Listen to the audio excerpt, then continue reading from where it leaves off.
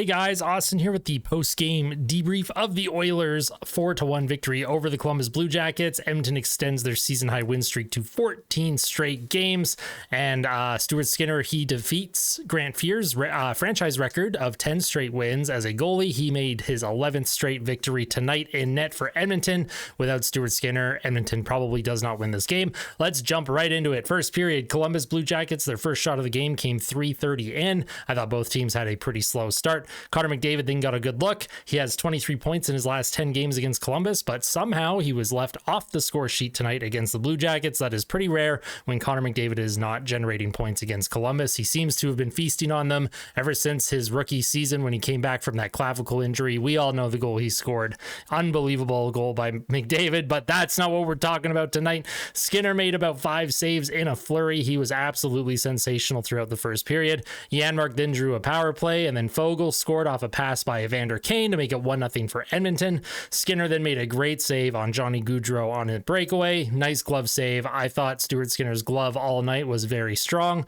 Foegele took a tripping penalty. And I wrote they lead 1-0, but Columbus was all over the Oilers. Edmonton does make the kill, though, but then Voronkov just a minute later ties the game. Gagne had the puck behind the net. He took a pass from Desharnais, and then he kind of fell. He lost control. The puck came out in front. Pass went over Voronkov. Skinner couldn't get back in time. Tie 1-1 after one.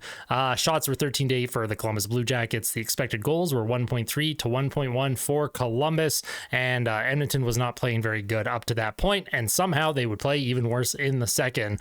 In the second period, Skinner made a good save on Fantilli, who I thought was Columbus's best player tonight. CC then had multiple giveaways. I just wrote yikes because I couldn't believe the giveaways he was having tonight.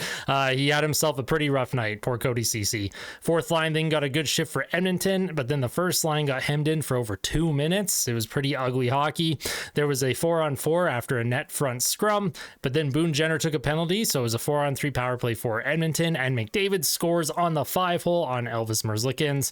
And the power play up to this point is 2 for 2, but wait, there is a coach's challenge for offside, and it was an offside. Connor McDavid, he did not keep that foot behind the blue line when he made the lateral pass over to Ryan Nugent-Hopkins, so it was no goal. Power play ends up 1 for 2. Draisaitl just missed a one-timer on that power play. Columbus then got a power play of their own, and then Vincent Desharnais made 2 very good blocks on the PK. Oilers, good kill, 2 for 2 up to that point in the game. And then Connor Brown, multiple giveaways. Good Lord is all I wrote. Stuart Skinner, only reason the game was tied up to this point in the game. Evander Kane missed Brown on a 2-on-1. I was literally dead watching that play, watching them go up the ice. I didn't know if Kane was going to shoot or pass. And when you have Kane and Brown on a 2-on-1, you're probably not even going to get a shot on net. And it was very funny, very unfortunate. Connor McDavid then had a wraparound attempt. It might have been the only good chance Edmonton had the entire period. At the end of 2, the score was still 1-1. The shots were 24-12 for Columbus, and the expected goals were 3.2 to 1.4 in favor of the Blue Jackets.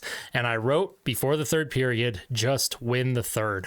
All you have to do is win one period, and you can get out of here with your 14th straight win, and that's exactly what Edmonton did. In the third period, the top line got loaded to start the third. Draisaitl with McDavid.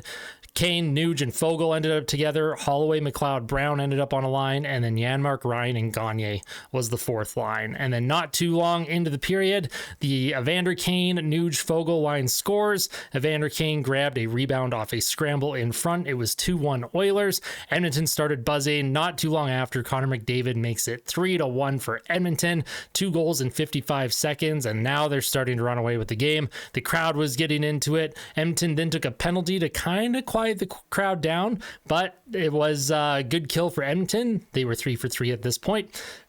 Kane made a power move, and he had a really good chance in front of the net. And then Kane got shaken up and down in the corner, and I saw the broadcast. They didn't really mention it. He kind of went down. He was slow to get up. He stayed in the play. He didn't go off the ice, but I did just want to mention that. Not sure what happened to Evander Kane. And then Dylan Holloway scores off a rebound from Connor Brown. I initially thought Connor Brown was going to score that goal because he was right in the slot. He made a nice one-timer.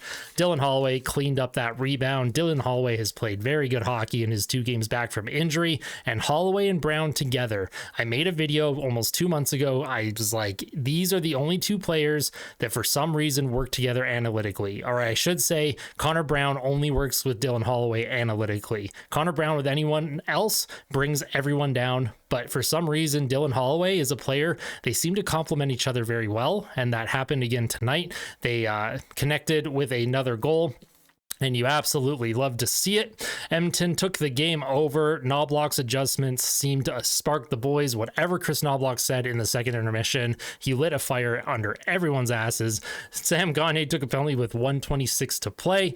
Skinner ended up with the record-setting 11th straight win in net, passing Grant Fuhr. That is the end of the game. 14 wins in a row, 4-1 final. The shots were 28-24 in favor of Columbus. The expected goals I had at 3.38, 2.75 in favor of the Blue Jackets. The power play finished 1 for 3, and the penalty kill finished 4 for 4. I guess I should say the power play was 1 for 2, not 1 for 3. Now, my personal 3 stars tonight. Third star went to Evander Kane. He struggled early in the game, but he really helped take over things in the third period. He sparked the comeback, so he's my third star. My second star was Dylan Holloway. I felt all game he played very well. In the limited minutes that he is given, he is all over the ice, and I love Dylan Holloway's game. And then the first star I gave to Stuart Skinner because it was pretty obvious Edmonton was really slow out of the gate. It took them a long time to get their footing, took them a long time to get their game going, and Stuart Skinner is my first star. Now, up next for Edmonton, in order to continue this win streak and try and extend it to 15 games, they are at home against the Chicago Blackhawks at Rogers Center at 7 p.m. Mountain Standard Time. What do you guys have for me in the comments section? What did you think about this game? What do you think about this win streak? How far do you think this win streak can go?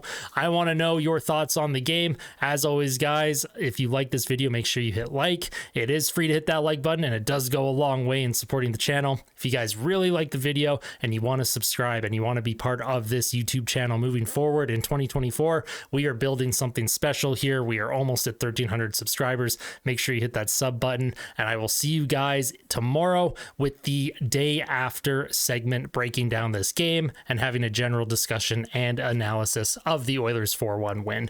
But that's it for tonight. I hope you guys have a wonderful evening. I'm sorry this upload is late. I played hockey in real life, so sometimes you just have other commitments and the uploads are late. But if you're watching this video late at night, I do appreciate it. Anyways, that's a long enough outro. Take care, guys.